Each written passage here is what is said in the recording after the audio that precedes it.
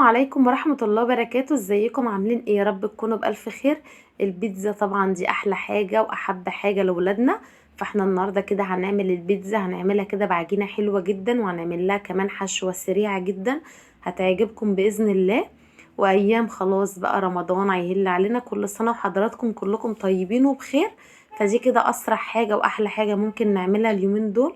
بصوا يا جماعه العجينه عامله ازاي، بتاعتها جميله جدا، وكمان الجبنه سايحه فيها حلوه قوي. تعالوا كده نشوف عملنا البيتزا الجميله دي ازاي. معانا هنا اول حاجه بسم الله الرحمن الرحيم، ده كده كيلو من الدقيق، دقيق متعدد الاستخدام. كوبايه من اللبن، نص كوبايه زبادي، نص كوبايه من الزيت، ومعلقتين كبار من الخل. معانا كمان معلقه خميره كبيره، ومعلقه من الزعتر، ومعلقه من السكر، وربع معلقه ملح صغيره. اول حاجه هنا الدقيق دوت انا نخلاه كويس، هننزل كده بالسكر والخميره والزعتر، نديلهم كده تقليبه كويسه. الزعتر هنا في الدقيق بيدي طعم حلو جدا للعجينه. وكمان هنا معانا نص كوبايه الزبادي بدرجه حراره المطبخ، لو هي في التلاجة بنسيبها تهدى شويه، بعد كده بنبدا نعجن بيها. هنضيف كمان هنا كوبايه لبن دافي. تمام، انا هنزل هنا بكميه اللبن كلها مره واحده، والسوائل بعد كده اللي هتحتاجها العجينة هبدأ انزل بيها كده شوية بشوية. بس كده نعجن العجينة هنا كويس جدا. وربع معلقة الملح مش هضيفها دلوقتي، هضيفها كده في الاخر علشان بس ما تعطلش تفاعل الخميرة. هنعجن بقى العجينة بتاعتنا كويس جدا. دلوقتي بقى هنبدأ نضيف لها المية اللي هتحتاجها تاني بالتدريج كده. هنا ربع معلقة الملح دوبتها كده في شوية من المية، بنبدأ ننزل بيها كده برضو في الاخر، وبنلم العجينة بتاعتنا كده. تمام، بس كده مش هتحتاج مننا سوائل تاني خلاص. معانا هنا بقى نص كوباية الزيت بضيفها كده في الاخر، برضو بتدي نعومة حلوة جدا للعجينة بتاعت البيتزا. بس كده ونلم العجينة. عجينة البيتزا هنا يا جماعة ما بتكونش جامدة قوي، ما بتكونش طرية، بس يعني بتبقى ملزقة حاجات بسيطة جدا.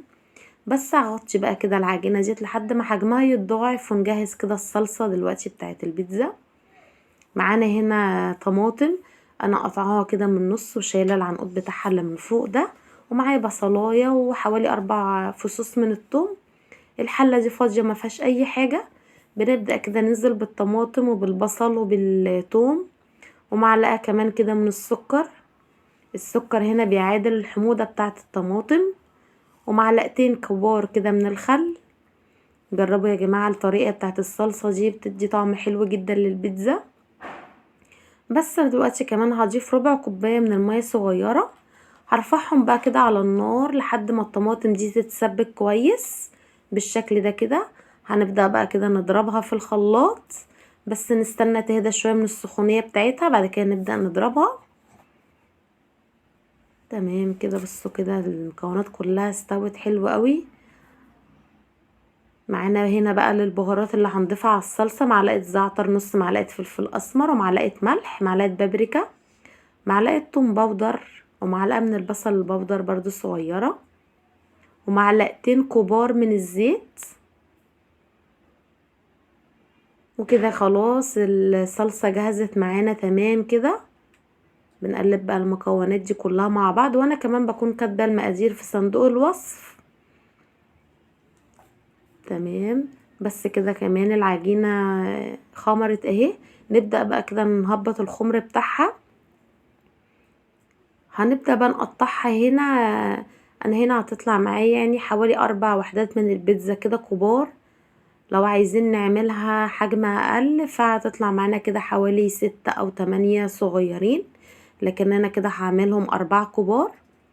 بصوا العجينة كمان ما شاء الله طرية جدا وحلوة قوي. بس انا هقطعهم كده، طلعوا معايا 4 اهو. هغطيهم دلوقتي واسيب العجينة دي طبعا دي تريح شوية، ونجهز كده الحشوة بتاعتنا. معانا كده طماطم، انا هشيل القلب بتاعها ده، البذر انا مش محتاجاه في حاجة.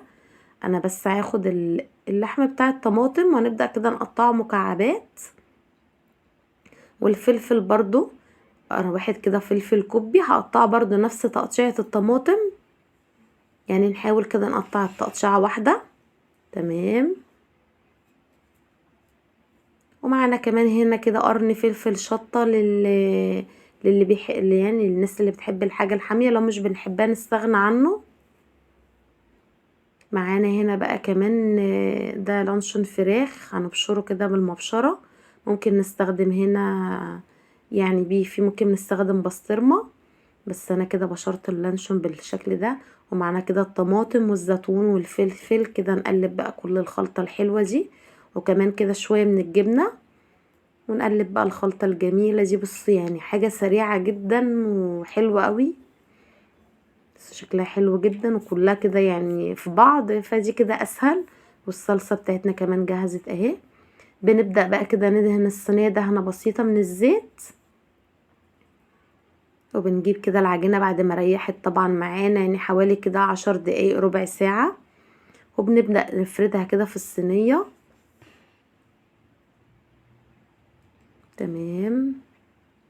بس بنخرم بقى كده العجينة بتاعتنا يعني من كل الاتجاهات، ونحاول يا جماعة احنا نسيب لها كده يعني حوالي سمك يعني زي سنتي، ما نفردهاش قوي عشان ما تنشفش معانا في الفرن.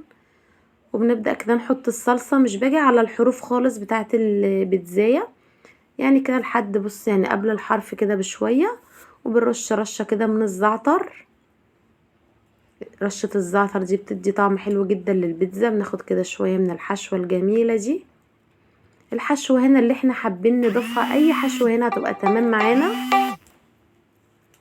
بس انا هسيب بقى كده العجينة بتاعت البيتزا دي تريح كده شوية بالحشوة بتاعتها، مش هخبزها دلوقتي، هسيبها تريح شوية كده لحوالي يعني 10 دقايق. بعد كده هدخلها على فرن سخن جدا، هحسبها كده لما تتحمر تحت وفوق مع بعض. بعد كده ببدأ اخرجها. تمام كده بالشكل ده. بس بعد ما احمرت اهي، بص اخدت لون جميل من فوق ومن تحت كمان، هي استوت تمام. اخر حاجة كده هنضيف لها رشة من الجبنة الموتزاريلا، وبندخلها كده تحت الشواية بس الجبنة تسيح. هي خلاص كده البيتزا تمام مستوية. انا ما حطيتش الجبنة هنا في البداية عشان ما تتسحش معانا وتبقى يعني ما تديناش المطة الحلوة، فاحنا كده بنضيفها اخر حاجة علشان تدينا المطة الجميلة اللي بتبقى في البيتزا. وتمام كده البيتزا استوت معانا اهي، بص شكلها تحفة جدا، وكمان العجينة بتاعتها بص طرية جدا. تعالوا بقى كده نقطعها ونشوف بقى كده البيتزا الجميلة دي. بص يعني ما شاء الله يا جماعة، البيتزا جميلة جدا، ولا يعني ولا ناشفة ولا حاجة، جميلة جدا وطرية جدا العجينة اهي. بس كده يا رب بقى تكون وصفة البيتزا النهاردة عجبتكم، والجبنة كمان بص سايحة ازاي. واللي لسه بقى مشتركش في قناتي شرفني بالاشتراك، وشكرا للمتابعة، والسلام عليكم ورحمة الله وبركاته.